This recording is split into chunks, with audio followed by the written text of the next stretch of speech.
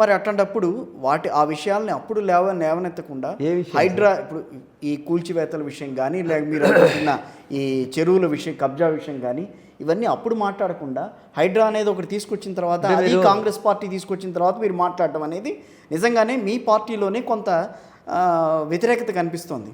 సరే, వ్యతిరేకించిన వాళ్ళు వ్యతిరేకిస్తారు సార్, దానికి నేనే బాధపడాల్సింది ఏం అట్లా అని కాదు కదా. మీరు ఒకటి గుర్తుపెట్టుకోరు, ఏదన్నా మాట్లాడితే ఒక సమయం సందర్భం ఉన్నప్పుడు మాట్లాడాలి.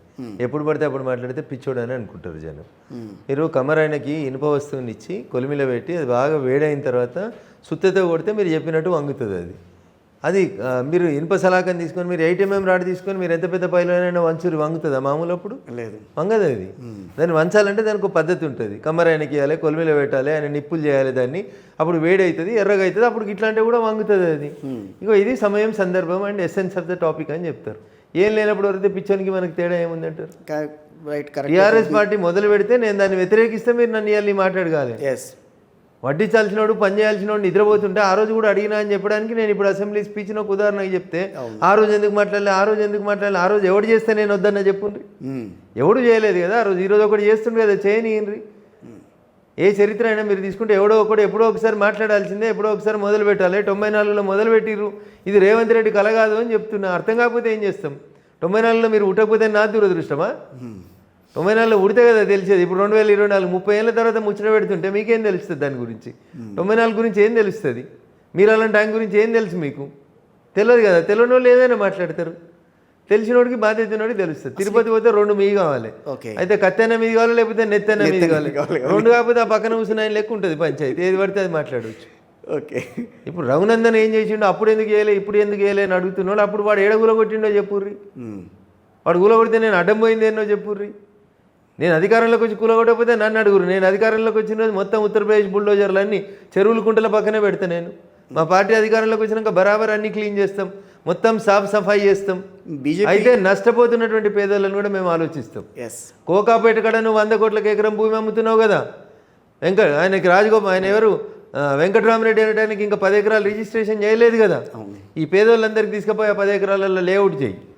మనిషికి 100-150 గజాలు 100 కోట్లకు ఎకరం ఉన్న భూమిలో గరీబోడికి 100 గజాలు ఇల్లు.